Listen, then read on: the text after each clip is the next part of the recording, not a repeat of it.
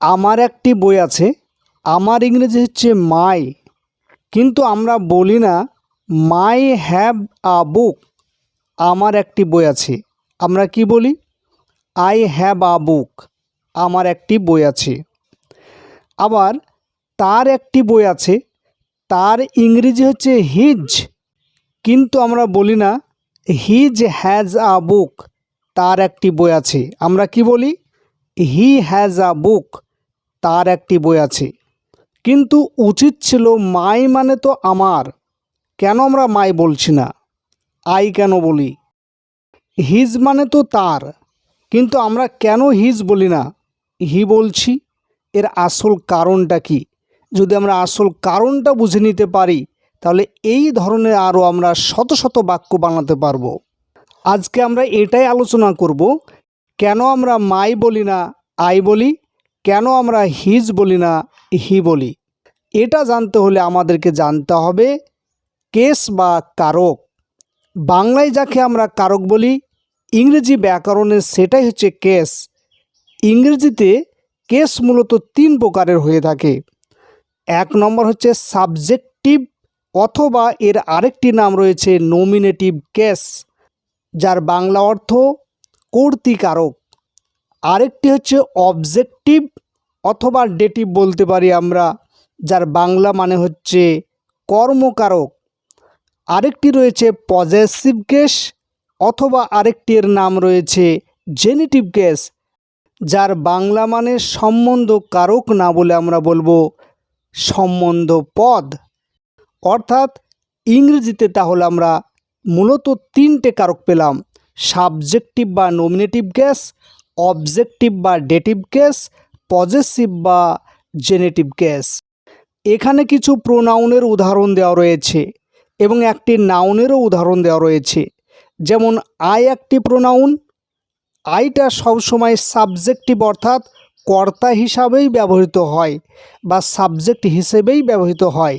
আইকে যখন আমরা অবজেক্টিভ কেস হিসাবে ব্যবহার করব, অর্থাৎ কর্মকারক হিসাবে ব্যবহার করব, তখন তার রূপটা হবে মি। আবার আইকে যখন আমরা পজেসিভ কেস হিসাবে ব্যবহার করব, তখন আইয়ের রূপ চেঞ্জ হয়ে হবে মাই। ঠিক একইভাবে হি আছে এখন সাবজেক্টিভ হিসাবে, অর্থাৎ হিটাকে যখন আমরা কর্মকারক হিসাবে ব্যবহার করব, তখন তার রূপটা চেঞ্জ হয়ে হবে হিম।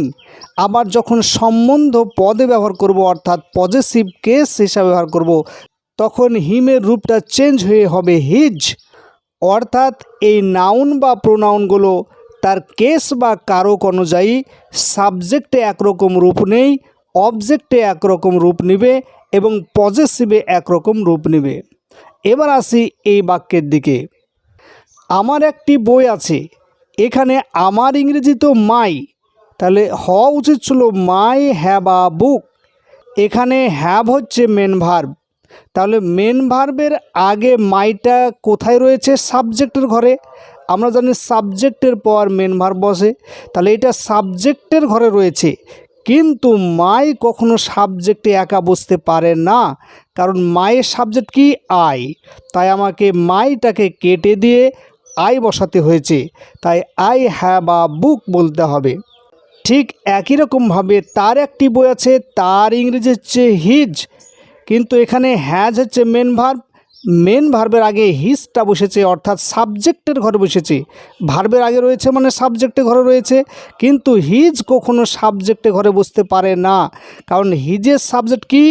হিজটাকে সাবজেক্টের ঘরে বসাতে হলে তার রূপটাকেও আমাকে চেঞ্জ করতে হবে। তাই এখানে হিজটাকে চেঞ্জ করে, যেহেতু হিজটা সাবজেক্ট রয়েছে, তাই হিজের সাবজেক্ট কি? হি হবে। তাই হিজটাকে কেটে দিয়ে আমরা এখানে হি লিখেছি, হি হ্যাজ আ বুক। এবার আরেকটু উদাহরণ দিচ্ছি। যদি আমি বলি তোমার একটি বই আছে, তোমার ইংরেজি তো ইয়োর, তাহলে আমি কি লিখতাম? এই ইয়োরটাকে এখানে লিখতাম ইয়োর হ্যাভ আ বুক লিখতাম, না ইয়োরের সাবজেক্টটা লিখবো আমরা? সবসময় যেহেতু ইয়োরটা এখানে লেখা যাবে না, কারণ কি? মেন ভার্বের আগে রয়েছে মানে সাবজেক্টে রয়েছে, তাহলে ইয়োরের সাবজেক্ট কি? ইউ। আমাকে লিখতে হবে ইউ হ্যাভ আ বুক। তাহলে আমরা এতক্ষণ কি সূত্র পেলাম? সেটা হলো সাবজেক্টের আগে কখনোই পজেসিভগুলো একা ব্যবহৃত হতে পারে না। যদি পজেসিভগুলো একা থাকে তাহলে তাদের রূপটাকে চেঞ্জ করতে হবে। মাই থাকলে তার সাবজেক্টের রূপটা হবে আই, হিজ থাকলে তার সাবজেক্টের রূপটা হবে হি, ইওর থাকলে তার সাবজেক্টের রূপ হবে ইউ। রবিনস, এটা নাউন দিয়ে করা রয়েছে, যদি রবিনস থাকে এখানে লেখা তাহলে তার সাবজেক্টের রূপ হবে রবিন। এখন প্রশ্ন হলো মাই অথবা হিজ অথবা ইওর অথবা রবিনস অর্থাৎ পজেসিভ কেসে যেগুলো রয়েছে সেগুলো কি সব সময় সাবজেক্টে যখন ব্যবহার হবে তখন কি এদের রূপটা চেঞ্জই হবে, বা অবজেক্টে যখন ব্যবহার হয় তখন কি তাদের রূপটা চেঞ্জ হয়? না, সব সময় হয় না। যেমন এখানে একটা উদাহরণ রয়েছে, মাই পেন ইজ রেড, আমার কলমটি হয় লাল। এখানে ইজ এইটা হচ্ছে মেন ভার্ব, মেন ভার্বের আগে রয়েছে মাই, কই এখানে মাই তো চেঞ্জ হয়নি। যেমন হ্যাভ হচ্ছে মেন ভার্ব, এখানে হ্যাবের আগে মাইটাকে চেঞ্জ করে আমরা আই করলাম, কিন্তু এখানে ইজ তো মেন ভার্ব, এর আগে মাইটা কেন চেঞ্জ হলো না? কারণ হচ্ছে মায়ের পর একটি নাউন রয়েছে। ঠিক এখানেও তাই, মাই ফাদার হ্যাজ আ বুক, আমার বাবার একটি বই আছে। এখানে হ্যাজটা তো মেন ভার্ব, মেন ভার্বের আগে মাই রয়েছে, কই মাই তো এবার চেঞ্জ হয়নি, কিন্তু এখানে মাইটাকে চেঞ্জ করে আই করলাম মেন ভার্বের আগে, কিন্তু এখানে কেন করলাম না? কারণ হচ্ছে এই পজেসিভের সঙ্গে যদি আরেকটি করে নাউন থাকে তাহলে এদের রূপ চেঞ্জ হয় না, এরা সাবজেক্টে গেলেও চেঞ্জ হবে না, আবার অবজেক্টে গেলেও চেঞ্জ হবে না। যেমন এখানে রয়েছে হি গেভ মাই পেন, সে আমার কলমটা দিয়েছিল, টু হিম, তাকে দিয়েছিল। এখানে গেভটা তো মেন ভার্ব, তারপর মাইটা রয়েছে কিন্তু কই চেঞ্জ হয়নি, হওয়া তো উচিত ছিল, মায়ের অবজেক্ট হচ্ছে মি, এখানে মি হওয়া উচিত ছিল, কিন্তু কেন চেঞ্জ হলো না? কারণ একটাই, এদের পর যদি নাউন থাকে, ঠিক এখানেও মায়ের পর নাউন রয়েছে, অর্থাৎ পজেসিভগুলোর পর যদি আরেকটি করে নাউন থাকে তাহলে এরা সাবজেক্টে ব্যবহার হলেও চেঞ্জ হয় না, তার রূপ কখনো চেঞ্জ হবে না। মাই থেকে আই হবে না, হিজ থেকে হি হবে না, ইওর থেকে ইউ হবে না, রবিনস থেকে রবিন হবে না। কিন্তু যদি এরা একাই ব্যবহৃত হয় তাহলে এদের রূপটাকে চেঞ্জ করতে হবে। তাহলে আমরা কি শিক্ষা পেলাম? পজেসিভ কেসগুলো অর্থাৎ মাই, হিজ, ইওর বা রবিন, এই ধরনের পজেসিভ কেসগুলো যখন মেন ভার্বের আগে একাই বসবে তখন তাদের সাবজেক্টের রূপটা চেঞ্জ হবে, অর্থাৎ মাই থেকে হবে আই, হিজ থেকে হবে হি। আর যদি এদের সঙ্গে একটা নাউন থাকে তাহলে এদের রূপ কখনো চেঞ্জ হয় না। যেমন এখানে মায়ের পর একটি নাউন রয়েছে, তাই মাই সাবজেক্ট হিসাবে ব্যবহার হলেও মায়ের রূপটা চেঞ্জ হয়নি, কারণ ডবল রয়েছে তাই। আসলে এখানে মাই পজেসিভ অ্যাডজেক্টিভ হিসাবে ব্যবহৃত হয়েছে, আসল সাবজেক্ট তো পেন অর্থাৎ এই নাউনটি।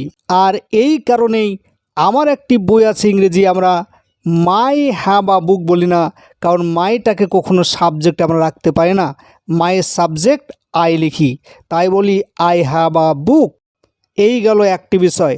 আরেকটি বিষয় হলো, ধরলাম যে এই পার্টটা নাই, এই রকম রয়েছে আই হ্যাভ আ বুক, আমার একটি বই আছে। এইখানে আরেকটি বাক্য রয়েছে I have seen the bird, আমি পাখিটি দেখেছি। এখানে আই মানে আমি, আমি থেকে বলছি আমার একটি বই আছে, কিন্তু এখানে আমি একটি পাখি দেখেছি বলছি, আমার একটি বলছি না, কারণ কি? এখানে আই থেকে আমার বলছি না, কিন্তু এখানে আই থেকে আমার বলছি, কারণটা কি? এরও পেছনে একটি কারণ রয়েছে। কখন আমরা বলবো আই মানে আমার, আর কখন আমরা বলবো আই মানে আমি। যেমন এখানে আই মানে আমার বলছি, এখানে আই মানে আমি বলছি। এটা জানতে হলে আমাকে এই লাইনটা ফলো করতে হবে, হ্যাভ অথবা হ্যাজ, এই দুটোর বাংলা মানে হচ্ছে আছে অথবা থাকা অথবা অধিকারে থাকা অথবা মালিকানায় থাকা। এই হ্যাভ বা হ্যাজ কখনো মেন ভার্ব হিসাবে বা প্রিন্সিপাল ভার্ব হিসাবে ব্যবহার হয়, কখনো অক্সিলারি ভার্ব হিসাবে ব্যবহার হয়। যেমন এখানে রয়েছে I have seen the bird, এখানে হ্যাভের পর সিন আরেকটি ভার্ব রয়েছে। যখন দেখব হ্যাভ বা হ্যাজের পর আরেকটি ভার্ব রয়েছে তখন আমরা ধরে নেব হ্যাভ বা হ্যাজটা হচ্ছে অক্সিলারি ভার্ব, তখন আই মানে আমি হবে, আই মানে আমার হবে না। কিন্তু এখানে হ্যাভ বা হ্যাজের পর অন্য কোনো ভার্ব নেই, তখন ধরে নিতে হবে এই হ্যাভটা হচ্ছে মেন ভার্ব হিসাবে ব্যবহার হয়েছে। আর মেন ভার্ব হিসাবে যদি ব্যবহার হয় আর তার বাংলা মানে যদি আছে বা অধিকারে থাকা বোঝায়, তাহলে আই মানে আমি না বলে বলবো আই মানে আমার, হি মানে সে না বলে বলবো হি মানে হচ্ছে তার। ঠিক ইউ যদি এখানে থাকে তাহলে ইউ মানে তুমি না বলে বলবো ইউ মানে তোমার। অর্থাৎ হ্যাভ বা হ্যাজের পর যখন আরেকটি ভার্ব থাকবে তখন আই মানে আমি, হি মানে সে, ইউ মানে তুমি হবে, তার সঙ্গে র যুক্ত হবে না, অর্থাৎ পজেসিভ কেস হবে না। আর যদি হ্যাভটা একাই থাকে আর তার বাংলা মানে যদি আছে বা থাকা বোঝায় বা অধিকার বোঝায়, তাহলে আই মানে আমি না বলে বলবো আই মানে আমার, ইউ মানে তুমি না বলে বলবো ইউ মানে তোমার। অর্থাৎ সাবজেক্টের সঙ্গে একটা র যুক্ত করব এবং তাকে পজিটিভ কেস করব। তাহলে আমরা এতক্ষণ আলোচনা করে কি সূত্র পেলাম? আমরা কয়েকটি মেন সূত্র পেয়েছি। সেটা কি? সেটা হচ্ছে হ্যাভ অথবা হ্যাজ ভার্বের আগে যদি পজিটিভ কেসের এই শব্দগুলো যদি একাই বসে, তাহলে তাদের রূপটাকে চেঞ্জ করতে হবে। মাই থেকে হবে আই, হিজ থেকে হবে হি। আর যদি এদের সঙ্গে আরেকটি করে নাউন থাকে, যেমন এখানে রয়েছে মায়ের সঙ্গে পেন, এরকম যদি আরেকটি করে নাউন থাকে, মায়ের সঙ্গে রয়েছে ফাদার, একটি করে নাউন যদি থাকে, তাহলে এরা সাবজেক্টে ব্যবহৃত হলে এদের রূপ চেঞ্জ হবে না, অর্থাৎ মাই থেকে আই হবে না, যেমন এদের চেঞ্জ হয়নি। অথবা অবজেক্টে ব্যবহৃত হলে এদের রূপ চেঞ্জ হবে না, যেমন মাই পেন, এখানে মাই থেকে মি কখনো হয়নি। এই একটা সূত্র পেলাম। দ্বিতীয় সূত্র পেলাম হ্যাজ অথবা হ্যাভ কখনো প্রিন্সিপাল ভার্ব হিসাবে বা মেন ভার্ব হিসাবে ব্যবহার হয়, কখনো অক্সিলারি ভার্ব হিসাবে ব্যবহার হয়। যদি হ্যাভ বা হ্যাজের পর আরেকটি ভার্ব থাকে তাহলে হ্যাভ বা হ্যাজ অক্সিলারি ভার্ব হিসাবে ব্যবহার হবে।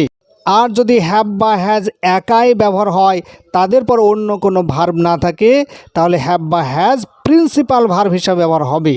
এই দুটো সূত্র পেলাম। আরেকটি সূত্র পেলাম, হ্যাভ আর হ্যাজের বাংলা মানে যদি আছে বা থাকা বোঝায়, তাহলে সাবজেক্টের সঙ্গে আমরা র যুক্ত করব। আমি থেকে হবে আমার, সে থেকে হবে তার। আর যদি দুটো করে ভার্ব থাকে তাহলে আমি থেকে আমি হবে, আমি থেকে কখনো আমারও হবে না, তুমি থেকে তোমারও হবে না, তুমি থেকে তুমি হবে। এটাই হচ্ছে নিয়ম।